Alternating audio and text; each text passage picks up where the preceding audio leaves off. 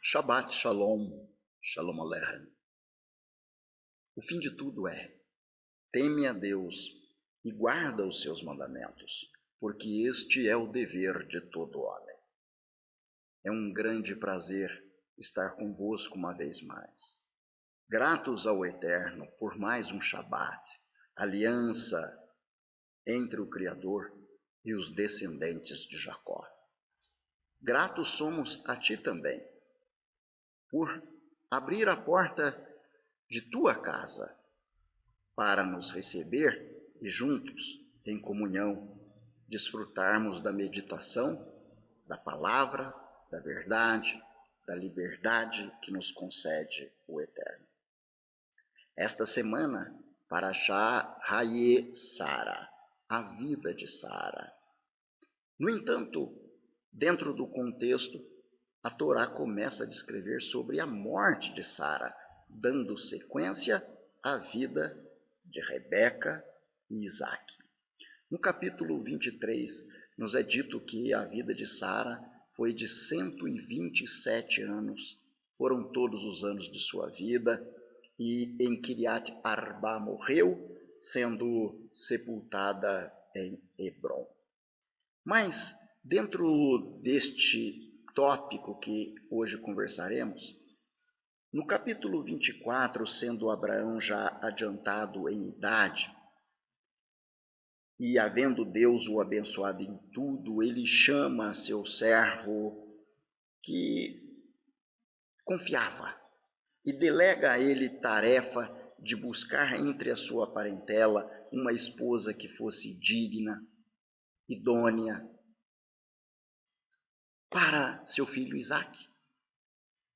E nos diz no capítulo 24, verso 3, para que eu te faça jurar pelo Senhor, Deus dos céus e Deus da terra, que não tomarás para meu filho mulher das filhas dos cananeus, no meio dos quais eu habito, mas que irás à minha parentela e dali tomarás mulher para meu filho Isaque.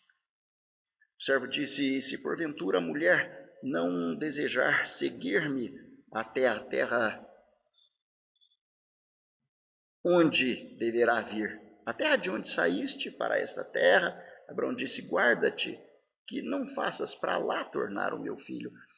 Essa paraxá ela é muito interessante e avessa aos conceitos da modernidade, porque naquele tempo o pai, nesse caso em especial Abraão, buscava uma filha para se tornar esposa para o seu filho, segundo os seus critérios, segundo o seu entendimento, segundo os princípios de sua santidade e dedicação para com o Eterno. Nos dias atuais, isso raramente acontece.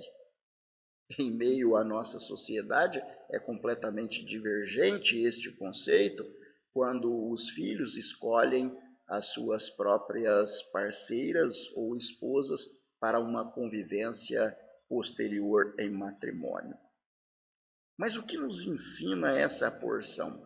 Quando o servo ele parte em busca de Rebeca, ele roga a Deus que colocasse em seu caminho uma esposa, uma candidata ao matrimônio, que fosse não somente formosa à vista, mas que nenhum homem houvesse conhecido.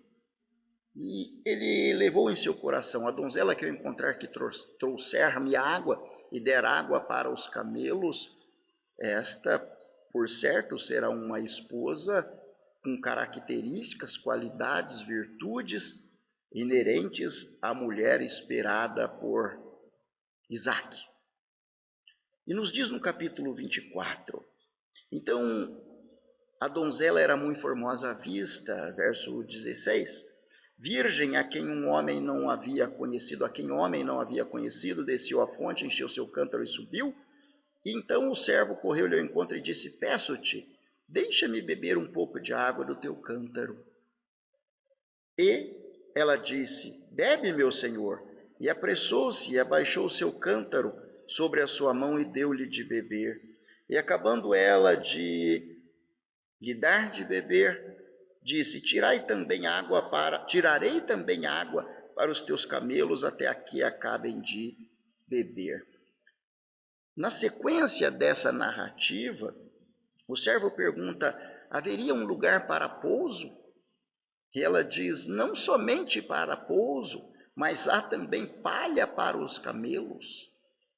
Ou seja, você vê dentro de um contexto uma beleza harmoniosa do conceito que apregoamos quanto à hospitalidade, quanto à importância de um sentimento fraternal, de um sentimento que corresponda à necessidade para se construir conceito a partir de atitudes. E as atitudes apresentadas por Rebeca, aquela mulher, dando ao servo de Abraão não somente água, mas pouso, refeição. Não somente ao servo de Abraão, mas aos camelos, apresentando cuidados e dizendo: também tirarei água para os camelos. É interessante saber que um camelo sedento, ele bebe até 130 litros de água em 13 minutos. Quando o servo deixou a casa, ele saiu com 10 camelos. Se os camelos estivessem por completo sedentos, seriam 1.300 litros de água a serem servidos. Quantos cântaros seriam necessários para saciar a sede daqueles animais? Então, o que nós notamos com isso? A virtuosidade de uma mulher, a predisposição em servir. E aos olhos do servo de Abraão, estas eram características importantes que descrevem uma mulher que se prepara para o matrimônio. Agora, o outro fator interessante a se ressaltar dentro do contexto era a preocupação de Abraão quanto à descendência, porque ele diz: busca do meio de minha parentela. Quando Deus chamou Abraão de Ur dos Caldeus, ele disse: em ti serão benditas todas as famílias da terra. Abraão não somente carregava esta ciência, mas esta consciência, esta responsabilidade quanto à hereditariedade, quanto à conectividade. É por isso que, em contexto de porção anterior, Deus nos fala da aliança da circuncisão, a remoção do prepúcio, trazendo numa narrativa à nossa mente e razão o quão importantes seriam os descendentes de Abraão, de Isaque e posteriormente de Jacó, que constituíram as 12 tribos de Israel, ou a nação de Israel. Em ti serão benditas todas as famílias da terra, não fora de ti. Isso é muito importante se ter em mente. Se nós analisarmos a Brit Hadashah, ou o Novo Testamento, no livro de Atos, capítulo 2, uma passagem muito importante, no verso 29, nos diz assim: homens e irmãos, seja-me lícito dizer-vos livremente acerca do patriarca Davi. Olha, patriarca. Que ele morreu e foi sepultado, está entre nós até hoje a sua sepultura. Sendo, pois, ele profeta, sabendo que Deus lhe havia prometido com juramento. Ora, sinta o grau da importância desta palavra. Com juramento, Deus não tem necessidade de jurar. Que do fruto dos seus lombos, segundo a carne, levantaria o Mashiach para o assentar sobre o seu trono. O trono prometido para Yeshua, esse é um outro detalhe, é o trono de Davi, que reinou em Jerusalém. Muitos há que guardam ou aguardam uma esperança de serem levados para morar no céu. Mas o trono prometido ao Mashiach é o trono de Davi, e Davi reinou em Jerusalém, que não foi Jerusalém celestial. Importante ter isso em mente. Mas quanto à descendência, nos é dito: com juramento foi dito a Davi que do fruto dos seus lombos, ou seja, da carne, Yeshua, o Mashiach, seria levantado para reinar a partir de Jerusalém. Da mesma forma, Abraão fala ao seu servo: busca do meio de minha parentela uma esposa que seja idônea. Nós temos a história das matriarcas, de Sara, Rebeca, Raquel e Leia. Quão importante é conhecer o contexto desta palavra. De Raquel, esposa de Jacó, nós temos os 12 filhos. Quando Abraão foi abençoar os seus filhos já em sua cama, em especial ele chama Judá e disse: de Judá sairá o cetro. E de Judá, ou a Judá, pertence o cetro, a insígnia do poder real, do domínio. E de José a primogenitura. José, os seus ramos correm sobre o muro, e José era o filho primogênito. Em Ezequiel capítulo 37, na narrativa do Vale dos Ossos Secos, nós temos a situação da vara de José sendo unida à vara de Judá. É o cetro e a primogenitura, as bênçãos materiais e as bênçãos espirituais, dentro do reinado do Mashiach.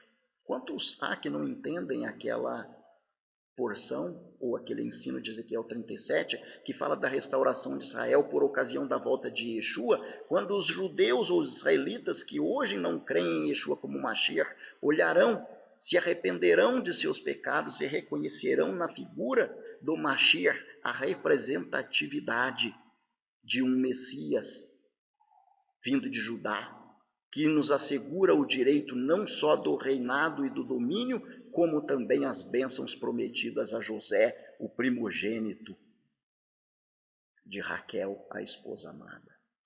Essa paraxá, portanto, ela é muito importante no que concerne, no que diz respeito à linhagem e à descendência, porque em Abraão seriam abençoadas todas as famílias da terra. Dentro de porção anterior nos é dito: em Isaque será chamada a tua descendência. E quem foi Isaque? Justamente o filho de Abraão e esposo de Rebeca, a donzela que serviu cântaros de água ao servo de Abraão, o Damasceno, que ofereceu-lhe pouso, que ofereceu alimentos, que deu água a muitos camelos, que mostrou características de uma mulher carregada de virtude, conforme relata o livro de Provérbios, capítulo 31. Que todos nós possamos apresentar características de Abraão, preocupações de Eliezer, e as mulheres, virtudes como a de Sara e, em especial, de Rebeca. O nome Rebeca, Rívica, em hebraico, significa aquela que une, que sejam os nossos princípios abençoados, que estejamos cientes, nós israelitas, da nossa responsabilidade em trazer as nações para a descendência de Isaque, porque em Isaque a descendência é chamada. Que estejamos conscientes da nossa responsabilidade de trazer demais nações para o pacto com Abraão, através da circuncisão. Muito mais que isso, que estejamos cientes e conscientes da nossa responsabilidade de trazer para a família de Abraão, como descendentes de Abraão, através de Yeshua, nosso Mashiach, todos aqueles que, com os corações propensos à obediência e ao amor da palavra de Deus, se mostrarem dispostos a deixar o zambujeiro para serem enxertados na oliveira que representa o povo de Israel. Que o Senhor nos abençoe sempre. Que a vida de Sara nos apresente testemunho, a vida de Raquel, a vida de Abraão e do servo Eliezer o Damasceno. Que o Eterno abençoe a você, teu lar e as tuas meditações na palavra do Criador. Shalom Aleichem, Lehitraot. Até a próxima oportunidade. A Congregação Israelita da Nova Aliança em Curitiba agradece à Rede Super de Televisão e à direção da PIB Curitiba por esta oportunidade, certos de que o Eterno nosso Deus abençoará aqueles que abençoam o seu povo Israel.